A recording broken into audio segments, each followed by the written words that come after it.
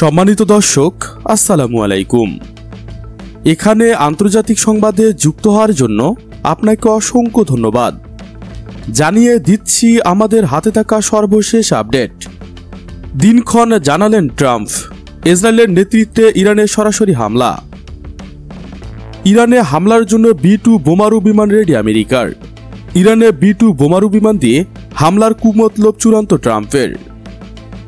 এদিকে ইসরায়েলের বুকে হামাসের রকেট ঝড়, দেইল আর বালাত থেকে শুরু হামাসের প্রতিশোধ। দর্শক, শুনলেন সংবাদ শিরোনাম।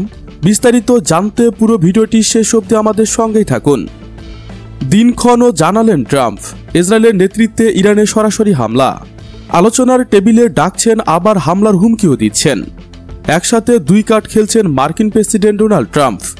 ইরানকে কাবু করতে সব চেষ্টাই করে যাচ্ছেন মার্কিন প্রেসিডেন্ট। আগামী শনিবার ওমানে বৈঠক করবে ইরানি ও মার্কিন প্রতিরোধী দল। ট্রাম্প একরকম বলেই দিয়েছেন, আলোচনায় রাজি না হলে ইরানের জন্য হামলা অনিবার্য পরিণতি। এই হামলা কেউ ঠেকাতে পারবে না। আবার সেই সাথে ট্রাম্পই বলেছেন, যুদ্ধের চেয়ে সমঝোতার চুক্তি ভালো। এর মাঝেই আবার ইরানের ওপর নিষেধাজ্ঞার খড়গ চাপাচ্ছেন ট্রাম্প। অন্যদিকে ইরান বলেছে, হুমকি দিয়ে তাদের কাবু করা যাবে না। তারা সব রকম পরিস্থিতি মোকাবেলায় তৈরি। ইটের জবাব তারা দেবে পাথর। প্রয়োজনে শত্রুদের মুখে ছুঁড়ে মারবে আস্ত পাহাড়। ইরান কেবল ইসরায়েল ও আমেরিকাকে সতর্ক করেনি, তারা আরব দেশগুলোকে সতর্ক করে বলেছে, কেউ ইরানে হামলার জন্য ভূমি বা আকাশসীমা ব্যবহার করতে দিলে তাদের পরিণতি ভালো হবে না। সেই সাথে ইরান বলেছে, তাদের নাম নিতে হবে সম্মানের সাথে। আলোচনা হবে সমঝোতা ও ন্যায়ের ভিত্তিতে। এইসব ঘটনার মাঝেই আরেক খবর দিলেন ট্রাম্প। তিনি এবার হুমকি দিয়ে বলেছেন, ওমানের আলোচনা ব্যর্থ হলে ইরানের পারমাণবিক স্থাপনায় সামরিক হামলার নেতৃত্ব দেবে ইসরায়েল। ট্রাম্প বলেন, সামরিক হামলা প্রয়োজন হলে আমরা তো করবই। ইসরায়েলতে সক্রিয়ভাবে অংশ নেবে, তারা নেতৃত্ব দেবে। তবে পরক্ষণে তিনি যোগ করেন, কিন্তু কেউ আমাদের নেতৃত্ব দেবে না। আমরা যা করতে চাইব তাই করব। এই প্রথম ট্রাম্প স্পষ্টভাবে ইরানে ইসরায়েলি নেতৃত্বাধীন হামলার ইঙ্গিত দিলেন। এর আগে ইসরায়েলের প্রধানমন্ত্রী বেনিয়ামিন নেতানিয়াহুর সঙ্গে বৈঠককালে তিনি ঘোষণা করেছিলেন, শনিবার ওমানে যুক্তরাষ্ট্র ইরান সরাসরি আলোচনা হবে। কিন্তু নেতানিয়াহুর মন্ত্রিসভার সচিব ইওসি ফক্স বলেছেন, আলোচনার সময়সূচি জানা ছিল না ইসরায়েলের। ট্রাম্প বলেছেন, ইরানকে পারমাণবিক অস্ত্র অর্জন করতে দেওয়া হবে না। আমরা তাদের উন্নতি চাই, ইরানকে মহান করতে চাই, কিন্তু পারমাণবিক অস্ত্র তারা পাবে না। তারা এটা বোঝে, ইরানের জনগণ অসাধারণ, তারা খুব বুদ্ধিমান, কিন্তু নেতৃত্ব কঠোর অবস্থানে আছে। ওমানের আলোচনাকে তিনি প্রতিক্রিয়ার সূচনা বলে উল্লেখ করেন। ট্রাম্প যুক্তরাষ্ট্রের প্রতিনিধি হিসেবে স্টিভ উইটকফ ও ইরানের পররাষ্ট্রমন্ত্রী আব্বাস আরাকচি আলোচনায় বসবেন বলে জানা গেছে। তবে ইরান সরাসরি আলোচনার পরিবর্তে মধ্যস্থতাকারী চাইছে। ইসরায়েলি মন্ত্রিসভার সচিব ফ্যাক্ট স্বীকৃতি করে বলেছেন, শনিবারের আলোচনার ঘোষণায় নেতানিয়াহু অপ্রস্তুত ছিলেন। তবে তিনি দাবি করেন, ইরানের সঙ্গে আলোচনার ব্যাপারে নেতানিয়াহু আগে থেকেই জানতেন, কিন্তু সময়সূচি জানা ছিল না। বিশ্লেষকরা বলেছেন, ট্রাম্পের এই মন্তব্য ইসরায়েল ইরান উত্তেজনা আরও বাড়িয়ে দিতে পারে। অন্যদিকে আলোচনা সফল না হলে পুরো অঞ্চলেই অস্থিতিশীলতা বিরাজ করতে পারে। এদিকে ইরানে হামলার জন্য B-2 বোমারু বিমান রেডি আমেরিকার। ইরানে B-2 বোমারু দিয়ে হামলার কুমতলব চূড়ান্ত ট্রাম্পের। ইরানে হামলার কুমতলব তাহলে চূড়ান্ত করেই ফেলেছেন ট্রাম্প। আর সেটি করা হবে এমন একটি বোমারু বিমান দিয়ে, আমেরিকার দাবি যেটি কোনো এন্টি এয়ারক্রাফট মিসাইল দিয়ে ধ্বংস করা সম্ভব না। তার নাম B-2 বোমারু। ভারত মহাসাগরে কৌশলগত বিমানঘাঁটি ডিয়াগো গার্সিয়াস গেল 2 দিনে B-2 স্টেলস বোমারু ছাড়াও 7 কার্গো বিমান ও 10 এরিয়াল রিফুয়েলিং ট্যাঙ্কার মোতায়েন করেছেন। মার্কিন প্রেসিডেন্ট ডোনাল্ড ট্রাম্প সাগরে মার্কিন সামরিক উপস্থিতি দেখে বোঝাই যাচ্ছে ইরানকে ভয় পায় যুক্তরাষ্ট্র। কারণ ইরানের শক্তির কাছে যুক্তরাষ্ট্রের মতো শক্তিশালী দেশও যেন কিছুই নয়। ইরান যেমন ইসরায়েলের দিকে তাক করে রেখেছে হাজার হাজার মিসাইল, তেমনি যুক্তরাষ্ট্রকে লক্ষ্যবস্তুতে পরিণত করেছে তেহরান। সেই ভয়েই ইরানে হামলার জন্য মরিয়া যুক্তরাষ্ট্র। যে কোনো সময় ইরানের পরমাণু স্থাপনায় হামলা করতে পারেন মার্কিন প্রেসিডেন্ট ডোনাল্ড ট্রাম্প। গত কয়েকদিন ধরে ভারত মহাসাগরে মার্কিন সামরিক উপস্থিতি সেই সংখ্যাকে আরও উস্কে দিয়েছে। এজন্য ইরানের মিত্র ইয়েমেনের প্রতিরোধ যোদ্ধাদের ঘাঁটি লক্ষ্য করে একের পর এক হামলা চালাচ্ছে ওয়াশিংটন। ইরান ইন্টারন্যাশনাল জানিয়েছেন, ভারত মহাসাগরের কৌশলগত বিমানঘাঁটি ডিয়াগো গার্সিয়া সামরিক উপস্থিতি বাড়িয়েছে। যুক্তরাষ্ট্র ইরানের সঙ্গে বাগযুদ্ধ আর ইয়েমেনে হামলার মধ্যে এমন পদক্ষেপ নিল দেশটি। কৌশলগতভাবে খুব গুরুত্বপূর্ণ ব্রিটিশ এই অঞ্চলটি সেখানেই গেল 2 দিনে B2 স্টেলথ বোমারু 7 কার্গো বিমান ও 10টি এরিয়াল রিফুয়েলিং ট্যাঙ্কার মোতায়েন করেছেন। মার্কিন প্রেসিডেন্ট যুক্তরাষ্ট্র যেভাবে সামরিক উপস্থিতি বাড়িয়েছে তার খবর প্রকাশ্যে এনেছে প্রতিরক্ষা বিষয়ক ওয়েবসাইট। তারা বলেছে ডিয়াগো গার্ডিয়াস যুক্তরাজ্য যুক্তরাষ্ট্রের যৌথ সামরিক ঘাঁটি রয়েছে। অতীতে একাধিকবার মধ্যপ্রাচ্যে মার্কিন হামলার সময় এই ঘাঁটি ব্যবহার করেছে ওয়াশিংটন।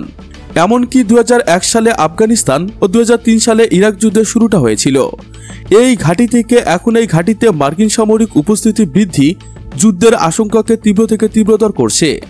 ট্র্যাকিং ডাটা ও স্যাটেলাইট ইমেজ থেকে এই ঘাঁটিতে অন্তত 5টি B2 স্পিড স্টেলথ বোমারু পৌঁছানো বা ট্রানজিটের প্রমাণ মিলেছে। এই বোমারু বিমান 30,000 পাউন্ড ওজনের বাংকার ব্লাস্টার বোমা বহনে উপযুক্ত মাটিতে খুব গভীরে কিংবা সুরক্ষিত জায়গায় তাণ্ডব চালাতে পারে। এটি ছাড়াও 20,000 পাউন্ড ওজনের মাদার অব দ্য বোমারু বহনের সক্ষমতা আছে।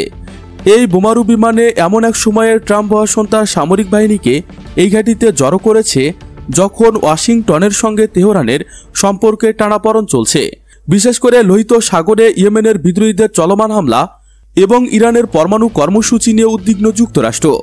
পাশাপাশি গুঞ্জন রয়েছে সংযুক্ত আরব আমিরাতের মাধ্যমে।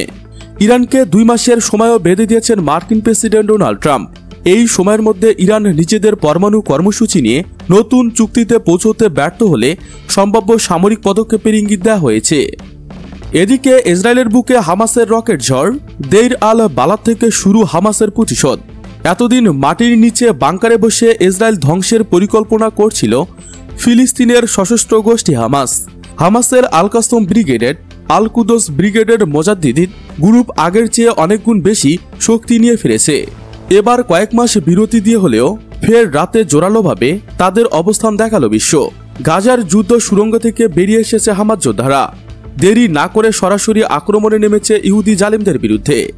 তারা এতদিন গাজার ফিলিস্তিনের নির্বিচারে হত্যা করেছে, বোমা মেরে উড়িয়ে দিয়েছে মুসলিম ভাইদের এক একটি দেহ। এবার তারই প্রতিশোধ নিতে ইসরায়েলের রকেট হামলার মধ্য দিয়ে হামাস তাদের এবারের অভিযান সূচনা করেছে। রোববার রাতে ইসরায়েলের উপর আজরাইল রূপে ভর করেছে হামাসের আল কাসম ব্রিগেডের রকেট ব্যারেজ। একের পর এক হামলার ঝাঁঝরা করেছে ইহুদি ভূখণ্ড। বিষয়টি নিশ্চিত করেছেন খোদ ইসরায়েলি সংবাদ মাধ্যম দ্য টাইম অফ ইসরায়েল। খবরে বলা হয়, রোববার রাতে গাজা ভূখণ্ড থেকে 10টি রকেট ছোড়ে হামাস, যা আঘাত করে তাদের বহুতল ভবন, রাস্তাঘাট ও সাধারণ মানুষের উপর। হামাসের হামলায় বেশ কয়েকজন ইহুদি গুরুতর আহত হয়েছে বলেও জানিয়েছেন ইসরায়েলের প্রতিরক্ষা বিভাগ। হামাসের ছোড়া 5টি রকেট তেল আবিব থেকে মাত্র কয়েক কিলোমিটার দূরে আশকেলন শহরে আঘাত করেছেন, আর এতে ব্যাপক ক্ষয়ক্ষতি হয়েছে বলে জানিয়েছেন ইসরায়েল সরকার। ইরানের রাষ্ট্রীয় টেলিভিশন দ্য প্রেস টিভির খবরে বলা হয়, হামাসের রকেট ব্যারেজ ইসরায়েলের আজদ বন্দর নগরীতে আঘাত করেছে। মূলত গাজার দেইল আল বালাদ শহরে লুকিয়েছিল আল কাসম ব্রিগেডের সদস্যরা। সেখান থেকে ইসরায়েলকে লক্ষ্য করে রকেট ছুড়েছে তারা। দেইর আল বালাদ শহরে জাতিসংঘের কর্মীরা থাকায় ইসরায়েল তেমনভাবে অভিযান চালায়নি। ওই শহরে হামাসের এই আক্রমণ দেখে মন্ত্রীদের ডেকে জরুরি সভা করেছেন ইসরায়েল প্রধানমন্ত্রী বেনিয়ামিন নেতানিয়াহু। কিভাবে হামাসকে প্রতিহত করা যায় সেই পরিকল্পনা করেছেন রক্তখেকো এই জালিম নেতা। হামাসকে নাকি এক কড়া জবাব দেবে ইসরায়েল, তারই হুঁশিয়ারি দিয়েছেন নেতানিয়াহু। এদিকে লন্ডভন্ড গাজা থেকে ইসরায়েলের বিরুদ্ধে এক হয়েছে গোটা বিশ্ব।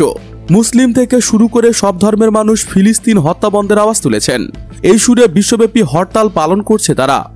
পৃথিবীর বুক থেকে ফিলিস্তিনকে মুছে ফেলা অসাধ্য, আর সেই অসাধ্য কাজটি করে দেখাতে চাইছেন ইসরায়েলের প্রধানমন্ত্রী বেনিয়ামিন নেতানিয়াহু ও তার বন্ধু মার্কিন প্রেসিডেন্ট ডোনাল্ড ট্রাম্প। আদৌ যে তা সম্ভব নয় তা মুসলমানদের ধর্মগ্রন্থ পবিত্র কোরআনে বলা আছে।